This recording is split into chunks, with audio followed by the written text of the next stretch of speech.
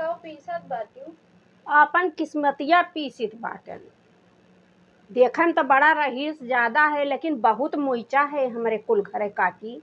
जनतू ना है कही वही ना, हमका बियाहे में है मिक्सर मिला रहा है मसाला पीसे वाला, और कपड़ा धोए वाली मशीन मिली रही।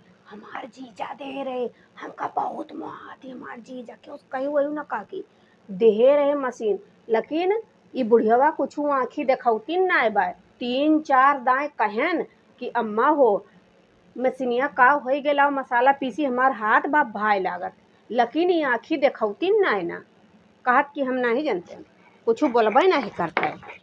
बताओ इतना मुइचा है और मसाला पीसो हाथे से और छौंक छौंक के बनाओ पीस पास के।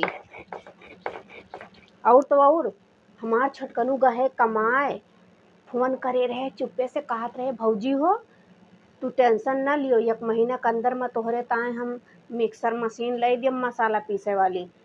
यही मारे तो कहते रही राखी आवे वाली बा, कहते रही दुल्हन 4-5 दिन पहले तू राखी बांधे अपने भैया चली जाए। हम जाबो न करबै, हम जानी थे हम जब उधर चली जावे तो नंद लोग का देहे वही हमार मशीनिया उठाए के, हम सब जानी थे इनका चला के।